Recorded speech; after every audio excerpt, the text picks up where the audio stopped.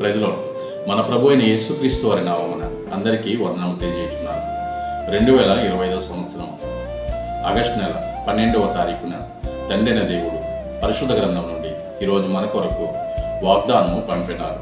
అదేమనగా యెషయా గ్రంథము 60వ అధ్యాయము 20వ వచనంలో ఇలా వ్రాయబడింది: నీ దుఃఖ దినములు సమాప్తములను.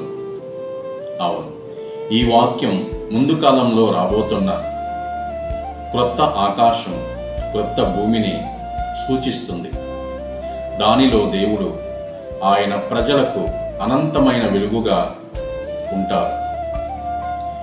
ఎందుకంటే మెస్సయ్య రాజ్యంలో వారి ప్రజలకు విశ్వాసముతో, నీతి న్యాయములతో నిండుకొని ఉంటుంది.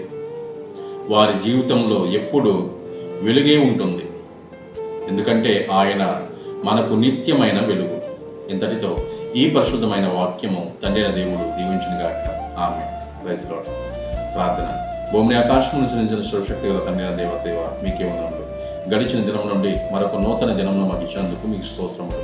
ఈ దినమంతా చేసిన ప్రయాణాలలో, ఉద్యోగాలలో, మా పనులలో మాకు తోడుగా నీడగా ఉండి ఎటువంటి ప్రమాదానికి, ఎటువంటి ప్రాణ నష్టానికి గురి కాకుండా మా సోదరులను, సోదరీమణులను ప్రేమతో కాపాడండి. యజమానులతో పనిచేసిన తండ్రి సమాధానమైన పనిని వారికి దయచేయండి. వారు విధేయులైన పనివారిగా పనిచేయడానికి వారికి జ్ఞానం ఇవ్వండి. అలాగే చదువుతున్న బిడ్డలకు జ్ఞానం ఇవ్వండి.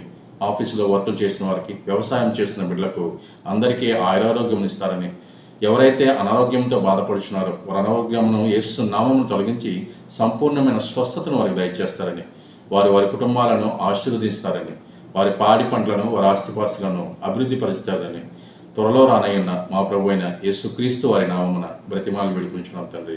ఆమేన్. ఈ వాక్యమును అనేక మందికి పంపించండి. దైవ దీవెనలు, దేవుని ఆశీర్వాదములు మీరు పొందుకోవాలని నా ప్రార్థన. ఆమేన్. Praise lord.